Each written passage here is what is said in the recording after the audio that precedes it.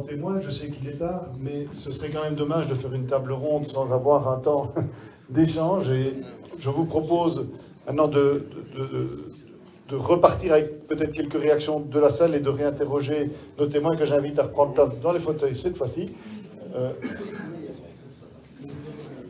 C'est dangereux les fauteuils, je sais bien, on risque vraiment... On va juste s'assurer que tout le monde voit bien.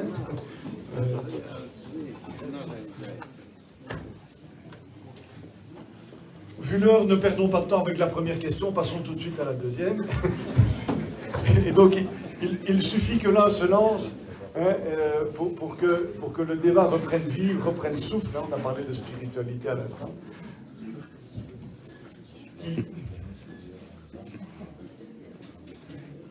Oui. Je me sacrifie.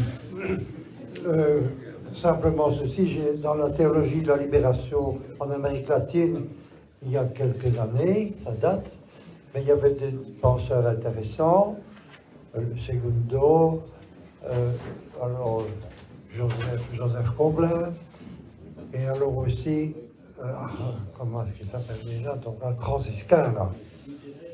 Gutiérrez, oui, enfin, peu importe, mais il y avait un bouquin, Trinité et Société. Et c'était intéressant, parce qu'il mettait en relation Dieu, mais pas un Dieu solitaire, mais un Dieu communaux d'amour avec la création créée à son image. Alors je me dis, ça m'a fait beaucoup intéresser, simplement.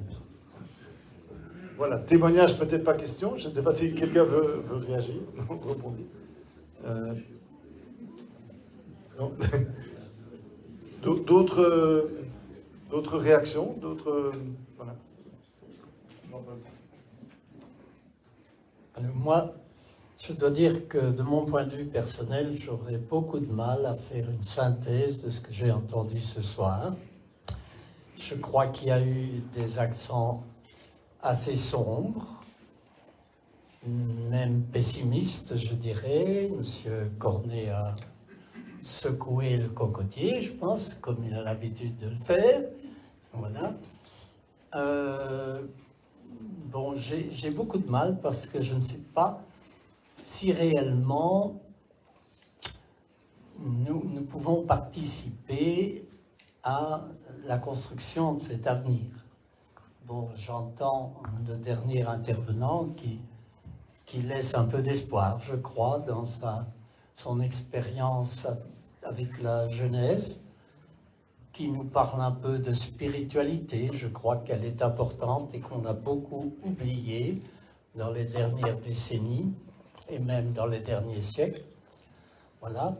Mais espérons, je crois qu'on a insisté aussi sur la conscience personnelle de chacun. Je crois qu'il faut avoir la volonté, chacun, d'essayer de participer un tout petit peu, chacun de son côté. Surtout ne pas désespérer, je pense. On ne peut pas désespérer de l'homme, sinon ce n'est plus possible de vivre, je crois. Voilà, gardons l'espoir. Et je ne sais pas si l'un de vous veut réagir à mes paroles. Tu as cité Jean-Louis, je pense qu'il veut réagir. Je vais peut-être vous étonner, mais je suis tout à fait d'accord avec le dernier intervenant. Il y a deux conditions à l'espoir. Le premier, c'est d'être en train de couler. Première condition, c'est d'être en train de couler. Et la deuxième, c'est d'espérer qu'une barque va passer.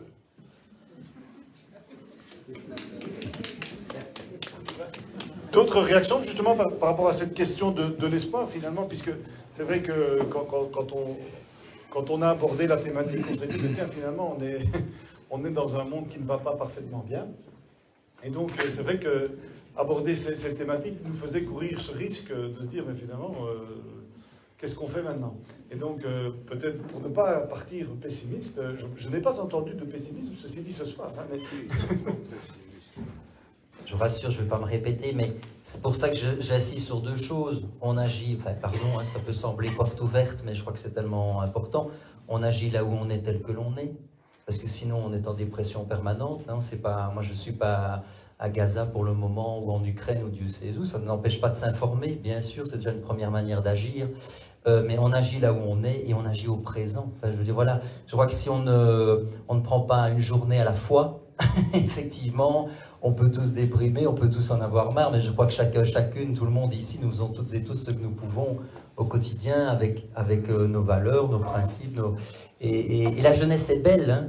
Je crois qu'on est nombreux à pouvoir le dire, hein, aussi pleine de, malgré les difficultés que nous avons tous mentionnées ici, les différentes crises et autres, parce que je crois que nous avons chacun cherché à être très lucide par rapport aux enjeux que nous traversons, mais la jeunesse, elle n'a pas fondamentalement, elle a changé bien sûr pour beaucoup de choses, et en même temps dans son cœur profond, ben, les jeunes ont toujours envie de la même chose, hein, être heureux comme chacun d'entre nous, avancer, construire, entreprendre. Donc bien sûr, hein, il faut le savoir, parce que parfois, moi je crois beaucoup qu'il faudrait aussi développer du dialogue intergénérationnel, hein, parce que parfois les jeunes auraient tout intérêt parfois à écouter les aînés aussi pour leur expérience, et parfois les aînés s'imaginent que... Une fois, j'ai donné une conférence pour des vieux, mais vraiment vieux, je ne sais pas quel âge vous avez, mais très vieux. Et c'était hallucinant. J'ai dit, waouh, le pessimisme, quand ils abordaient les jeunes, j'ai dit, mais où, revenez là, parce qu'il faut qu'on se rencontre là aussi. Là, on se rencontre à travers la diversité de nos convictions, c'est magnifique, mais il faudrait aussi penser à travers les générations. Je crois que ça aussi, ça redonnerait de l'espérance, parce que c'est très riche. Les jeunes, fondamentalement, ben voilà, les défis sont différents, le contexte est différent, il y a des problèmes très spécifiques, mais un ado, un enfant, enfin voilà, ça n'a pas fondamentalement changé dans ce que ça peut avoir de plus profond. Voilà, parce que mes confrères... Monsieur Joseph. Je crois que rien que le fait qu'on soit tous les 5 ici ensemble en train de disserter avec vous, c'est déjà un premier effet positif, un effet pour espérer. Je crois qu'il faut justement vivre le jour où on est et en tirer comment dire, les avantages et dire, voilà, j'ai vécu une soirée où on a essayé de vous communiquer de l'espoir, continuez demain matin.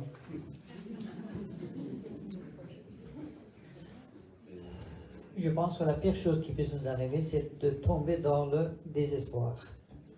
Si on tombe dans le désespoir, cela signifie qu'on démissionne de construire cet avenir, tous ensemble, d'assumer notre responsabilité. Donc je pense qu'il n'est pas digne de nous, des gens qui sont habités, comme j'essaie de dire, par la conscience intime de Dieu, de tomber dans le désespoir. Au même titre qu'Abraham, dans sa société, même son père ne l'a pas suivi, n'a pas adhéré donc à son projet, à son père, la société, donc les représentants politiques du temps d'Abraham n'étaient pas mieux que celle que nous avons aujourd'hui. Mais Abraham, voilà, il a continué son chemin tout en s'en remettant à Dieu, toujours orienté vers Dieu. Donc nous devons toujours être animés par cet espoir que Dieu a mis en nous. Donc je ne dois jamais désespérer de la miséricorde de Dieu. Donc voilà, jusqu'à notre dernier souffle, on doit s'investir pour que ce monde soit un peu plus beau qu'il ne l'est. Merci.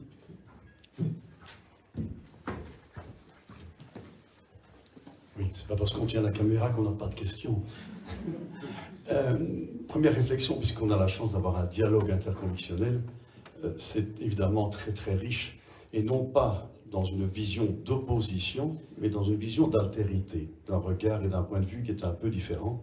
Alors j'aurais aimé que chaque intervenant nous dise finalement quelque chose de merveilleux qu'il a entendu d'un autre, c'est-à-dire justement la richesse et l'apport que ce genre de soirée peut faire à tout le monde, et également à nos conférenciers.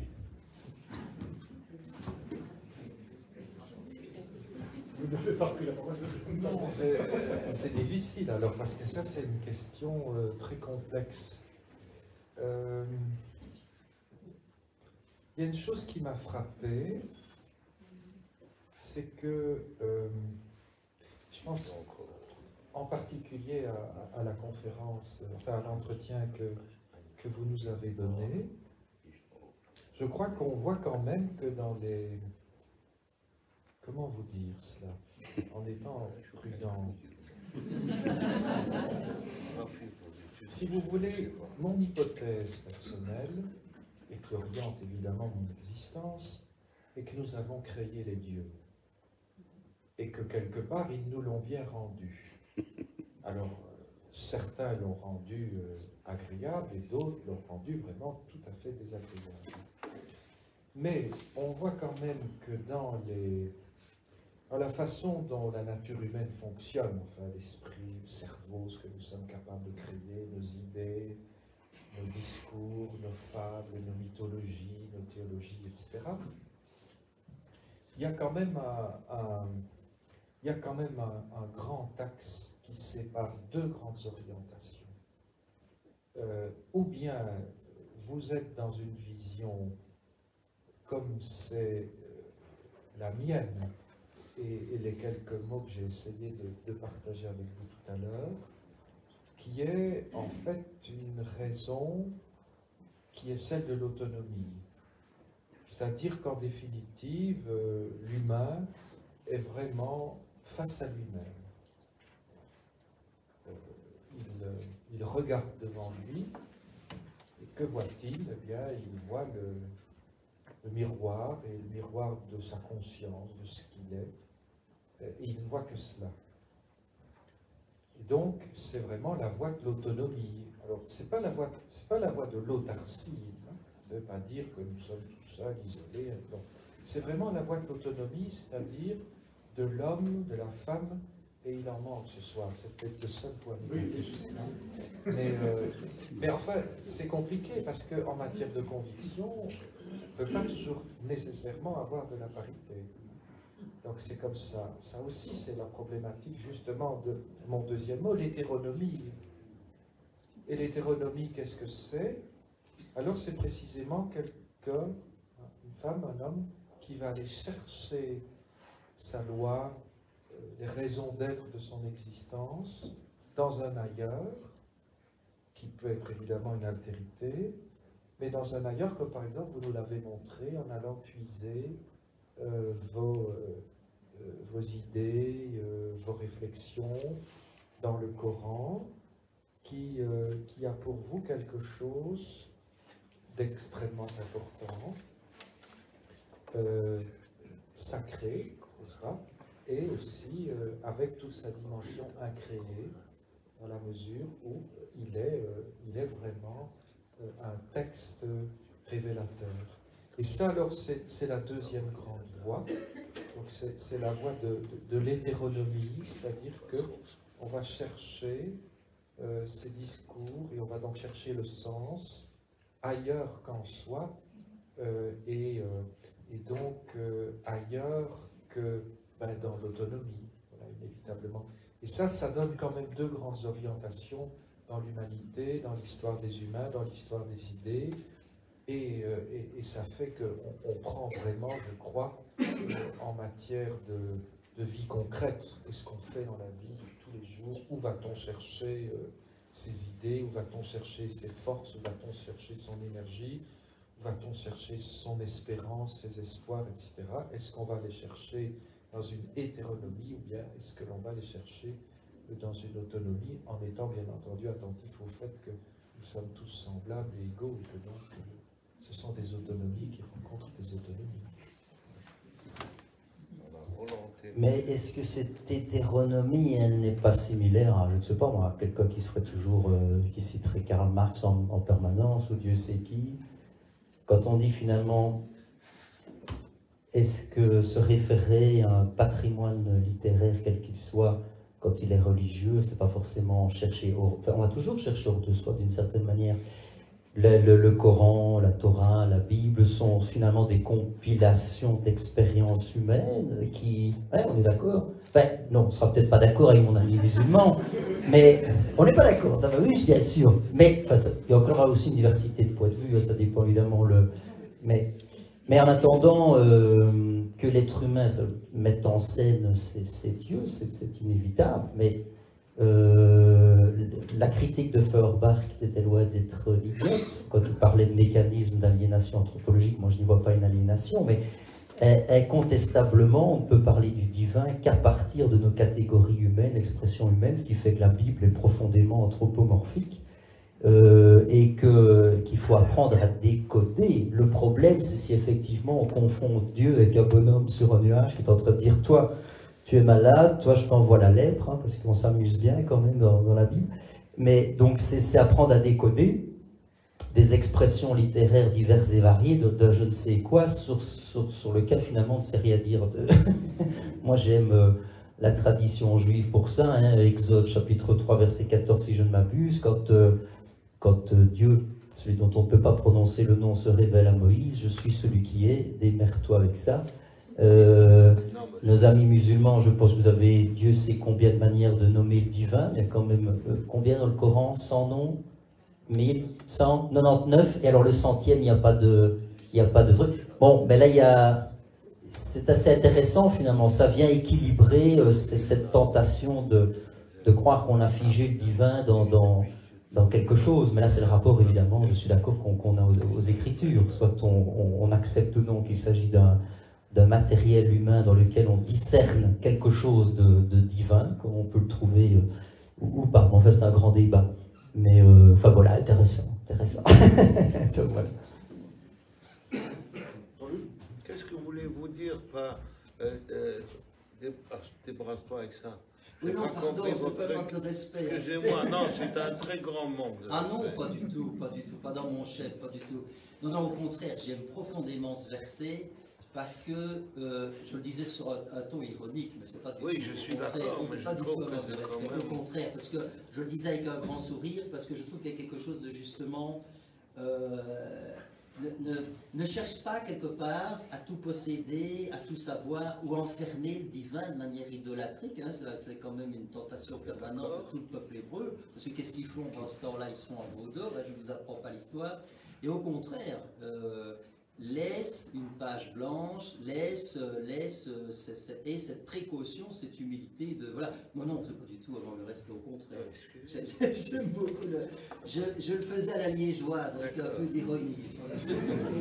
C'était une boulette. J'aimerais revenir avec la question initiale, qui était de se poser, de demander ce qu'on avait retenu d'un autre orateur. Moi, j'ai retenu du dernier, principalement, de chercher le divin qui est dans l'autre. Alors, le divin, c'est un mot qui n'arrange pas tout le monde. Moi, j'aime bien le concept, j'ose dire le concept de Dieu. Pourquoi? Parce que si Dieu est Dieu, c'est sûr qu'il n'existe pas. C'est la dialectique. Hein, mais si Dieu est Dieu, il est. Nous existons et nous essayons d'être. Et c'est ça qui est intéressant dans le concept de Dieu. C'est qu'on peut concevoir qu'il est, même si on ne retient pas la notion de Dieu, mais nous essayons d'être en voyant plus loin que nous-mêmes. C'est ça qui m'intéresse dans le concept. Pas de la foi. Hein. La foi, c'est incommunicable, j'ai la mienne, vous avez la vôtre, c'est un autre problème. J'espère que j'étais clair.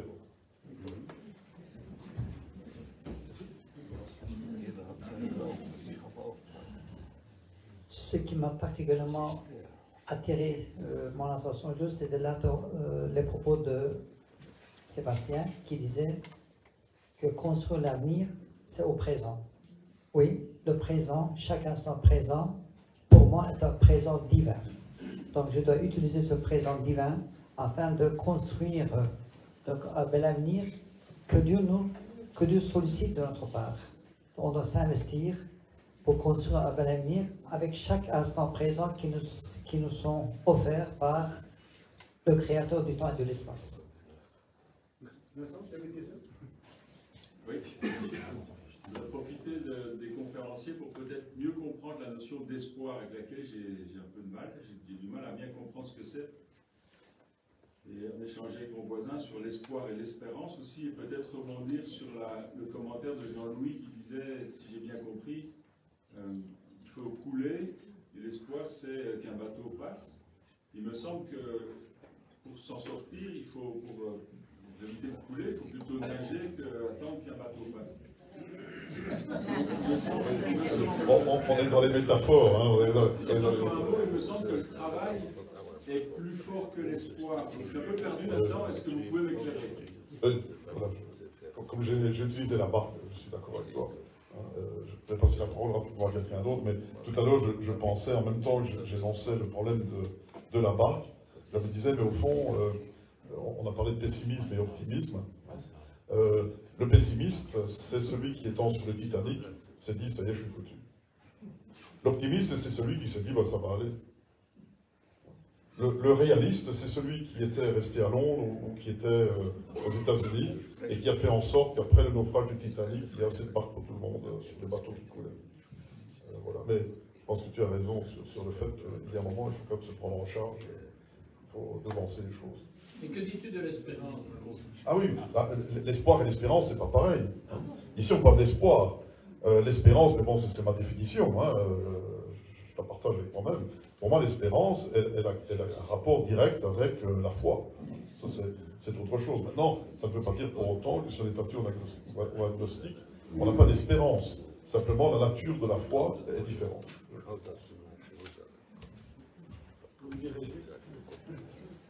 Je crois qu'effectivement, si on nous écoute tous les 5, finalement, on veut exactement la même chose, mais chacun de nous a un autre chemin pour y arriver. Je crois que ça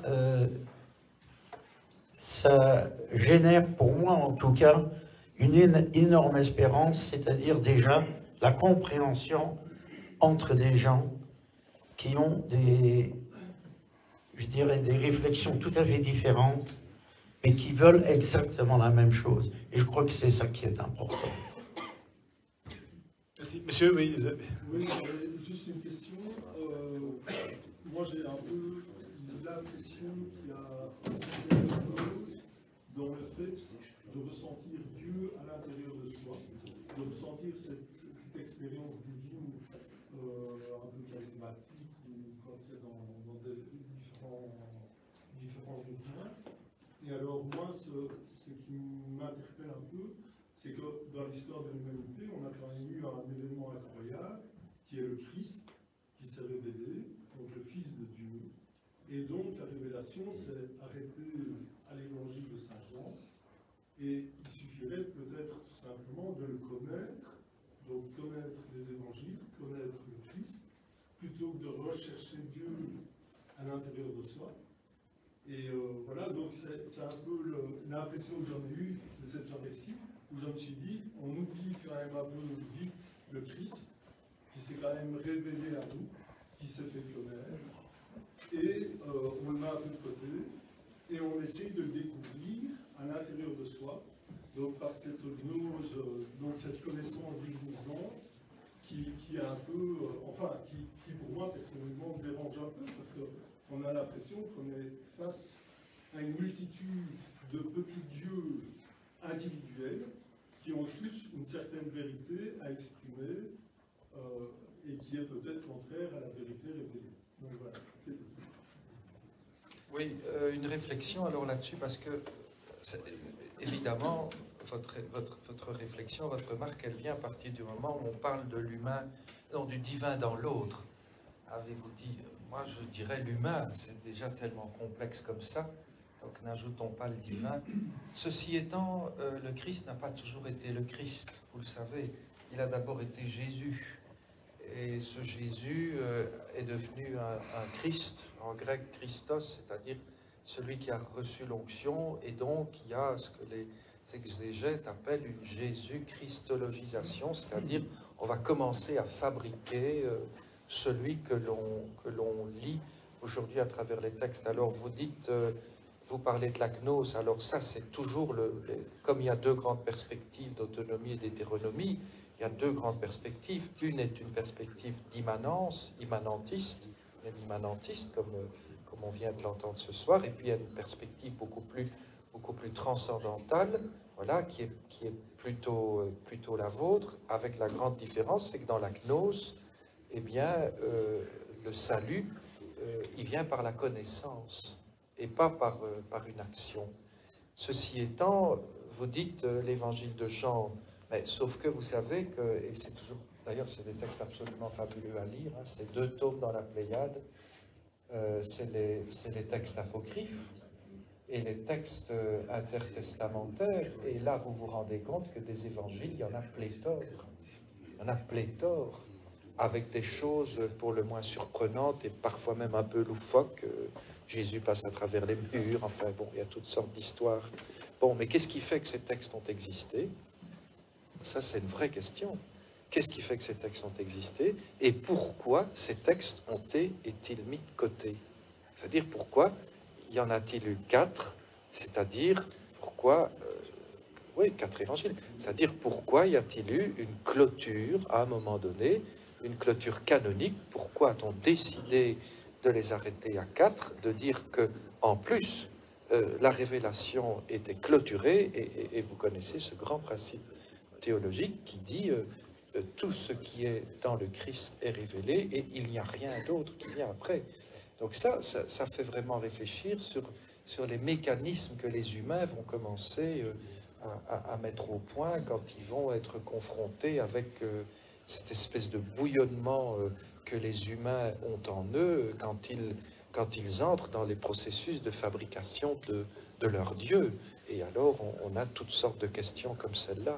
Oui, mais ça, c'est un peu comme quand il y a une enquête de justice, on prend les principaux témoins, et les témoins qui sont un peu, qui ne sont pas directement liés aux événements, on les écarte, pour une meilleure objectivité des faits.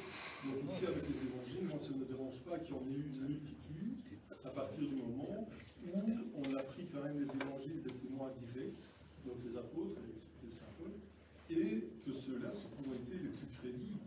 Alors maintenant, quant au Christ qui ne se serait révélé qu'à la du temps, on sait quand même qu'il s'est révélé en disant à Pilate qui était, voilà, et au Sanhédrin ici, et aussi le fait qu'il s'est révélé par ses miracles, quand il ressuscite Lazare, les apôtres, enfin tout le monde est étonné, tout le monde se demande comment c'est possible qu'un tel événement puisse exister.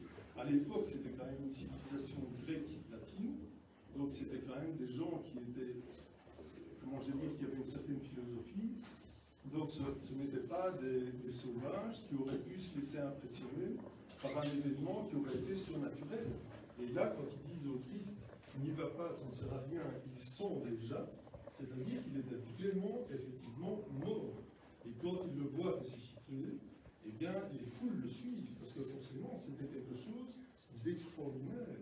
Donc, et ça, c'est presque un événement historique, parce qu'on n'a pas autant de récits, de témoignages directs, de témoins directs, d'autres événements, par exemple, historiques, comme la guerre des Gaules, où là, on a au niveau historique très peu d'éléments, enfin, on a des éléments, mais pas aussi détaillés, pas aussi techniques, et pas avec cette multitude de témoins que les évangiles. Juste en un mot, mais la clôture, ça se passe 4 siècles après, c'est la fin du IVe siècle, et n'oubliez quand même pas que ces 4 témoignages, ça dure à peu près, ça se fait sur 200 ans. Donc, vous devez vous mettre dans la tête que nous sommes aujourd'hui en 2024, et nous mettons au point aujourd'hui des récits qui racontent une histoire qui a eu lieu en 1824. Réfléchissez à ce qui se passe dans la vie des humains quand on fait ça. On ne va pas prolonger ce débat-là, mais encore une dernière question. Je vois M. Boismarny. Parle bien fort. Une question, qu'est-ce qui arrive, c'est une réflexion que j'ai partagée tout à l'heure à la pause, qu'est-ce qui arrive à une espèce qui n'a pas les prédateurs, que ce soit une espèce végétale ou animale? Bien, cette espèce devient une espèce ravageuse. Bien, c'est ce qu'on est aujourd'hui devenu. On est une espèce ravageuse. On a dépassé toutes les limites aujourd'hui de ressources naturelles dont la Terre nous met à disposition. Mais, en même temps, je pense que c'est une opportunité aujourd'hui avec le dérèglement climatique, avec tous les dérèglements qui induit, que ce soit, on l'a vu donc avec la crise sanitaire, on va avoir d'autres crises qu'on va devoir malheureusement vivre.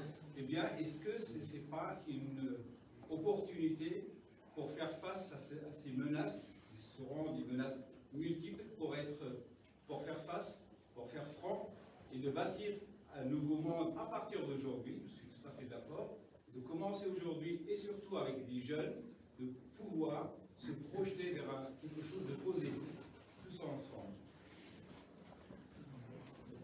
Je ne vais pas savoir répondre à la question, parce que j'ai dit tout à l'heure que je n'étais pas prophète. Mais je vais peut-être vous étonner, je suis né dans une famille énorme qui connaît aussi bien du côté de ma mère que du côté de mon père ses origines depuis le XVIe siècle. Et je vais vous étonner aussi, dans cette famille, du côté de mon père comme du côté de ma mère, il y a des protestants. Il n'y a que des protestants.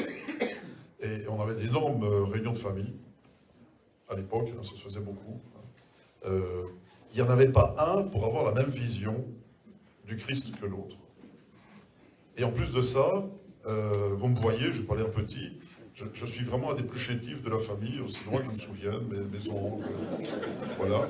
On ne s'est jamais entretués.